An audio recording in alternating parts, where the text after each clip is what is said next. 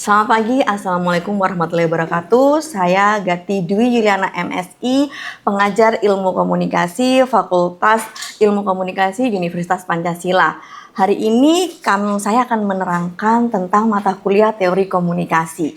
Mata kuliah teori komunikasi merupakan salah satu mata kuliah wajib fakultas yang secara deskriptif menjelaskan tentang teori-teori komunikasi mulai dari level interpersonal, grup, kelompok, kemudian massa, dan teori-teori komunikasi yang berada di konteks budaya. Teori ini akan diampu sebanyak 3 SKS.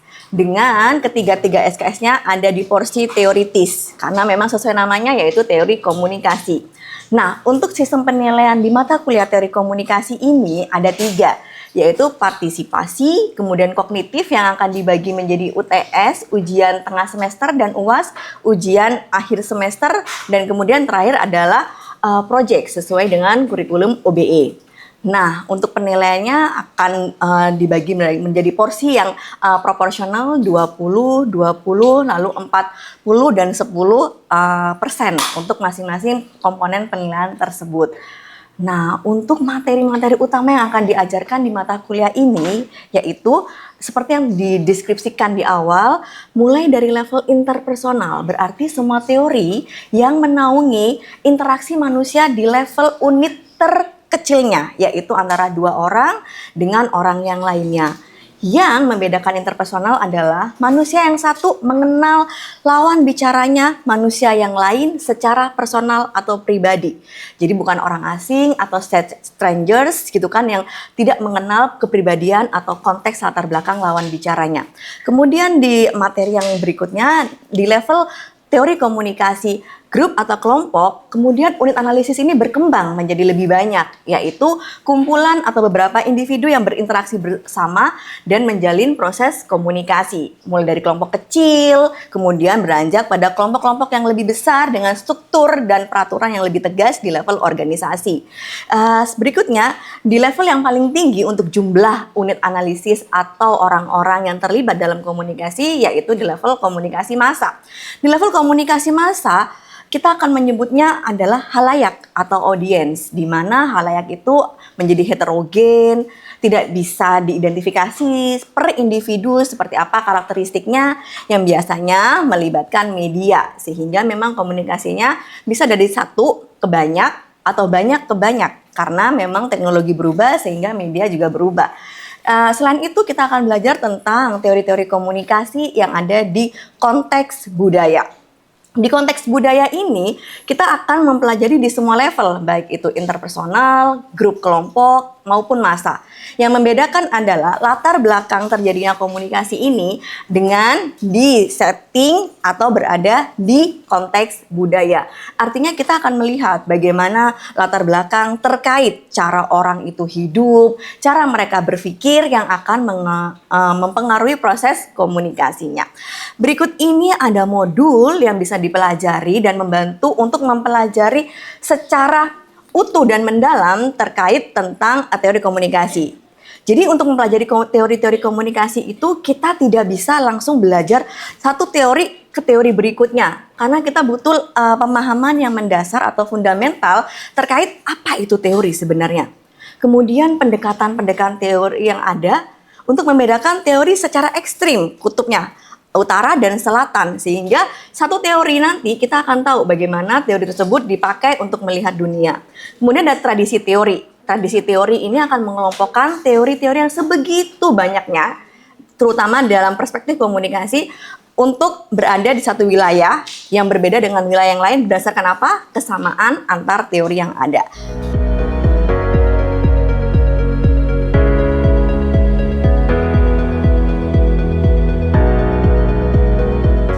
Terkait apa itu teori? Nah, salah satu hal yang paling menantang untuk mempelajari teori komunikasi adalah ada asumsi di awal nih, anggapan awal pertama ketika masuk kelas, kemudian duduk, dan mengetahui bahwa mata kuliah yang kita ikuti adalah teori komunikasi, yaitu asumsi atau anggapan bahwa mata kuliah ini susah, karena suatu hal yang berhubungan dengan teori itu hal yang rumit. yang memang memerlukan kepercayaan diri, kemampuan membaca, literasi yang tinggi untuk memahami bukunya. Padahal sebenarnya berbagai kesusahan dan tantangan tersebut akan membawa kita pada kemudahan ketika kita sudah berhasil nih untuk mengetahui teori itu apa sih sebenarnya ketika kita mulai mempelajari masing-masing teori di per chapter dari level interpersonal sampai di konteks masa tersebut. Oke, di awal kita harus tahu dan punya landasan yang kuat tentang pengertian teori itu sendiri. Apa itu teori? Seperti yang sudah ada di slide di modul ini. Modul ini akan dibagikan ya teman-teman, tapi ketika kuliah sudah berakhir sehingga kalian tidak akan terpana ataupun mengandalkan modul ini saja karena tetap butuh pemahaman secara mandiri dengan membaca materinya. Dengan adanya berulang pembacaan, kemudian ada metode yang lain di kelas yaitu ceramah ataupun nanti kita di akhir adalah project, itu pemahamannya akan menyeluruh terkait teori. Jadi apa itu teori? Hal-hal yang paling sederhana tapi harus dikuasai secara tepat, itulah definisi. Jadi kalau kalian sudah membaca nggak di rumah tentang pengertian teori secara dasar terlebih dahulu? Apa itu teori? Ada yang bisa jawab nggak? Ada yang udah berhasil menemukan di chapter pertama buku Griffin kita? Ada yang udah kayaknya aku ngeh deh, kayaknya aku dapet deh ini definisinya. Karena kan model Griffin akan menjelaskan satu hal itu secara panjang dan lebar, ya kan?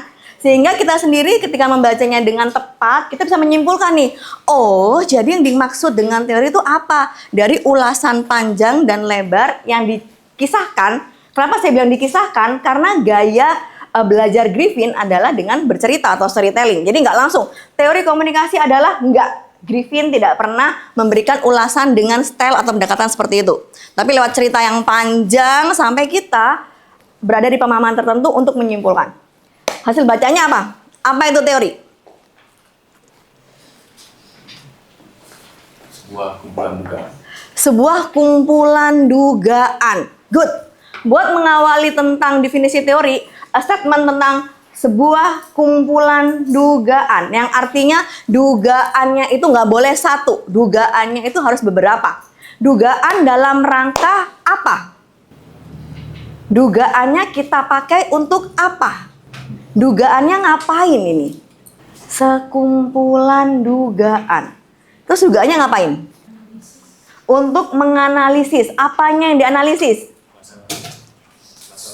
Masalah apa? Fenomena. Analisis, masalah, fenomena. Fenomena apa? Sosial. Komunikasi. Nah, dari berbagai jawaban kalian ini, ketika kita rangkum jadi satu, kita dapat pengetahuan yang utuh tentang teori itu apa, khususnya adalah teori yang ada di perspektif komunikasi. Jadi, sesuai bacaan kita, teori komunikasi merupakan sekumpulan dugaan, yang artinya dugaannya lebih dari satu dan tidak boleh hanya satu saja. Dugaannya itu untuk menduga-duga apa? Ternyata untuk menduga-duga terkait fenomena. Dan fenomenanya spesifik adalah fenomena komunikasi. Sehingga ketika kita punya teori, teori tersebut bisa kita pakai untuk menjelaskan tentang atau terkait bagaimana suatu realitas atau fenomena komunikasi itu terjadi. Jadi kalau udah sampai di mata kuliah ini, kemudian kalian sebagai anak yang mahasiswa yang belajar ilmu komunikasi khususnya yang sudah ada di mata kuliah teori komunikasi, ketika kita melihat dunia di luar sana, yang notabene adalah pasti ada fenomena komunikasinya, khususnya di fenomena komunikasi ya, itu sudah nggak boleh lagi pakai kacamata orang awam. Nggak boleh lagi pakai isi kepala yang orang awam lakukan. Tapi harus udah sampai di level bisa menjelaskan bagaimana fenomena itu terjadi dalam perspektif komunikasi. Yang itu nanti di akhir mata kuliah kita, di project sangat dibutuhkan ketika kalian harus mengambil satu studi kasus, yaitu studi kasusnya spesifik fenomena komunikasi. Fenomena komunikasi tersebut harus diiris. dianalisis menggunakan satu teori komunikasi yang dianggap relevan atau tepat untuk menjelaskan fenomena tersebut. Jadi untuk definisi kita udah sepakat dan paham dalam satu definisi yang sederhana, mudah, tapi berguna untuk memahami dan mengetahui apa itu teori komunikasi. Bungkus? Bungkus.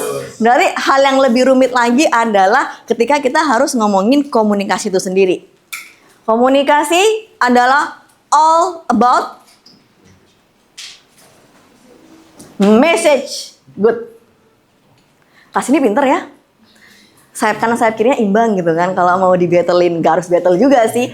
Komunikasi all about message, pesan. Jadi core atau inti dari komunikasi adalah tentang pesan. Kalau kita belajar di mata kuliah sebelumnya terkait unsur-unsur komunikasi, pengirim, saluran, pesan, kemudian ada penerima. Inti dari ilmu komunikasi yang kita pelajari selama 4 tahun ke depan ini adalah pesannya. Pesannya aja, Mbak. Iya, tapi pesannya ketika melekat di unsur yang lain. Bagaimana pesan itu diciptakan atau diproduksi oleh pembuat kan? Bagaimana pesan itu dikirim, didelivery? Bagaimana pesan itu sendiri diterima? Bagaimana pesan diinterpretasi oleh penerimanya? Benar? Tapi yang menjadi payung adalah message-nya. Karena untuk manusianya sendiri akan banyak cabang keilmuan yang mempelajari tentang manusia. Akan banyak sekali atau ada beberapa mata kuliah lain atau bahkan keilmuan di prodi lain yang mempelajari tentang medium atau saluran, khususnya teknologi. Tapi khusus pesan kita yang mempelajari. Jadi bayangkan bagaimana kita akan menghabiskan 1 semester ini untuk mempelajari teori komunikasi, teori tadi seperti yang kita sepakati dan kita pelajari bersama hari ini tentang definisinya. Kemudian kita sudah sepakat juga tentang komunikasi itu apa. Kita udah siap nggak untuk beranjak ke materi yang lebih susah lagi dari sekedar pengertian atau definisi, yaitu pendekatan teori. Karena pendekatan ini penting sekali teman-teman. Pendekatan teori ini yang akan membagi teori-teori sosial, khususnya komunikasi yang kita pelajari saat ini, ke dalam 2 pembedaan yang ekstrim. Objektif dan interpretif. Kenapa ini penting? Karena kedua pendekatan ini melihat dunia dengan cara yang sangat amat berbeda, ekstrim. Objektif mengadopsi dari pendekatan ilmu-ilmu alam. Sorry, kalian nggak ada yang ngingetin nih kalau nggak diubah. Nanti jadi keteteran lo ini yang mana gitu kan. Suka mengandalkan ini ya, penjelasan secara oral. Tapi teks perlu, karena kadang-kadang kita kan punya keterbatasan untuk mengingat sesuatu kan. Dan it's okay, ada catatan yang bisa kita lihat lagi, kulik lagi untuk tahu, oh itu akan ngebahas apa sih. Pendekatan objektif dan interpretif. Balik lagi ya tadi ya. Pendekatan objektif itu layaknya pendekatan yang memang diadopsi dari ilmu alam. Maka dia cara bekerjanya, cara berlakunya seperti ilmu alam. Ya kan? Melihat sesuatu sebagai hal yang sifatnya empiris. Karena dia empiris, dia bisa diindra dengan kelima indera yang melekat di badan kita. Mata, telinga, hidung, peraba, dan pendengaran. Karena dia empiris, maka yang akan terlihat, terdengar, tercium, teraba, yang akan diterima oleh panca indera satu individu akan sama dengan yang diterima oleh individu yang lain. Sehingga kebenarannya akan tunggal. Benar? Misalnya, ketika satu orang melihat sebuah apel dan apel itu berwarna merah, bolehkah orang lain akan mengatakan atau menyebut apel itu hijau? Tidak boleh. Cara gampangnya, meskipun bukan menggampangkan ya, tapi cara sederhana untuk memahami empiris seperti itu. Sehingga kebenarannya tunggal. 1, mutlak sifatnya. Nah, pendekatan-pendekatan seperti ini biasanya cocok ketika kita pakai untuk melihat pola. Dari pengamatan kita akan tahu bagaimana satu hal terjadi. Pola akan terbentuk. Ketika pola terbentuk, maka hubungan kausalitas atau sebab akibat bisa kita amati. Oh, ketika satu hal terjadi, hal lain yang menjadi akibatnya akan terjadi, menyusul kemudian. Benar? Dan ini berbeda jauh dengan cara pendekatan interpretif melihat dunia. Interpretif melihat dunia dengan kacamata cara kerja bahasa. Karena dia cara kerja bahasa yang notabene paling melekat adalah teks bentuknya. Bagaimana kita melihat teks secara sederhana ya teman-teman, antara satu orang dengan orang yang lain akan berbeda. Benar?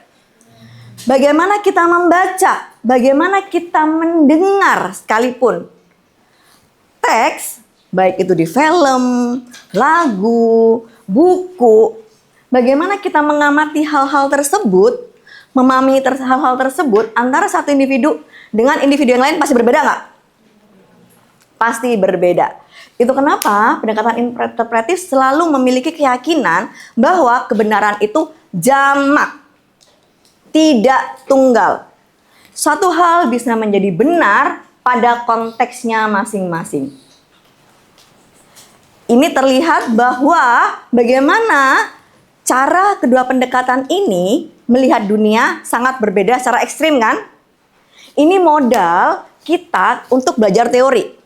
Bagaimana teori-teori yang berada di pendekatan objektif dengan teori-teori yang berada di pendekatan interpretif memiliki cara pandangnya terhadap dunia secara berbeda. Sampai sini ada yang mau tanyain nggak? Sampai ada yang bingung nggak? Karena ini akan kepake sampai jauh di penghujung mata kuliah kita, termasuk ketika kalian mengerjakan proyek kelompok di akhir mata kuliah. Jadi nanti, karena kan kita pandangannya visioner ya, untuk keperluan proyek, ketika kita memiliki satu studi kasus yang akan kita analisis menggunakan teori tertentu, pahami teorinya. Pahaminya tidak hanya di level bagaimana penjelasan teori tersebut secara konseptual, tetapi dari hal-hal yang mendasar seperti teori itu apa by definisi. Pendekatan teori tersebut apa? Sehingga kita mampu nih buat memahami bagaimana teori tersebut melihat dunia, melihat realitas yang kita akan jelaskan. Ada kelompok yang udah dapet dan mau di-share nggak? Jadi bisa saya bantu revisi?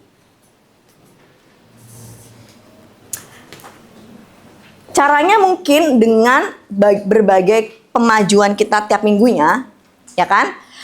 Teori mana yang paling dikuasai, kemudian studi kasus mana yang dianggap paling menarik, apa tolak ukur menarik, sangat baru, sehingga ketika dia sangat baru masih belum ada satupun, gitu kan, kajian-kajian yang mencoba menjelaskan fenomena itu secara ilmiah, sehingga signifikansi kajian kita akan jadi tinggi, karena kita adalah orang yang pertama atau lebih dulu berusaha menjelaskan satu fenomena dengan pendekatan atau berbasis ilmiah.